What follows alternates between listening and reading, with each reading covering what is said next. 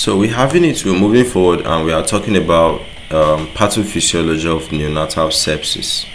Okay, so anytime you hear pathophysiology, they are trying to actually talk about what are the various, how will I put it?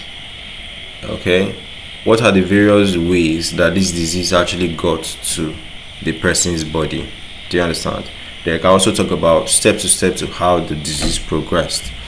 So for pathophysiology of neonatal sepsis, we said that first of all, you should know that it's a complex interplay. So it has to do with the organism invading the newborn's baby, the newborn baby's body. They also have to do with the resistance that the immune system, the immune system in the newborn baby is not really that competent, but at least the immune system is trying to do its best. So you are talking about how this immune system is mounting, pressure, on that disease, So it leads to what? A lot of inflammation, organs could fail, lead to death, So step by step pathophysiology, first of all, the organism has to be there, So the microorganisms could be bacteria, could be viruses, could be fungi. It gets to the baby's body. Vertical transmission, sometimes the organism is not really coming from outside. Sometimes the organism got to the baby because of what? Through the mother, from the placenta it got to the baby. The horizontal transmission, sometimes it's just from the environment, that's from the community or hospital setting.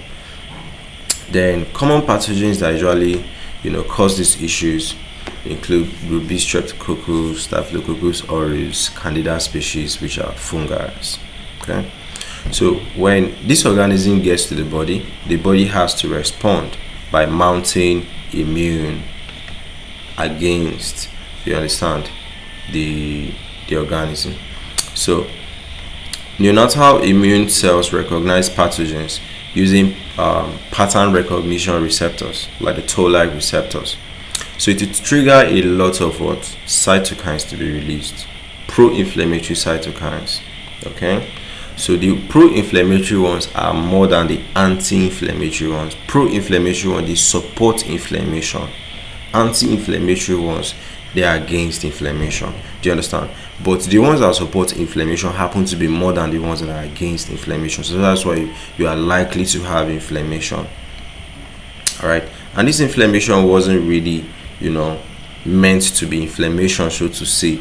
It was the body's own mechanism of trying to defend itself. Do you understand? So as the cytokines are rising up, there's a whole lot of the blood vessels have become loose. That's vasodilation. Their walls could become incompetent, so you can have leakage of stuff. This can cause what? The blood levels to go down. That's hypovolemia, leading to what? A drop in blood pressure. Tissue hypoperfusion. So little blood is reaching to tissues. Metabolic acidosis. You have accumulation of acids in the body. Alright, disseminated intravascular coagulation. This one is low platelets. Platelets could actually get used up. So you are having, first of all, you are having abnormal clotting. Then later on you are having bleeding. Then organ dysfunction. So a lot of organs could fail. So the issues you are having depend on which organ is failing. So you can have organs like the lungs, brain, the kidneys, the liver, the heart, all of them failing.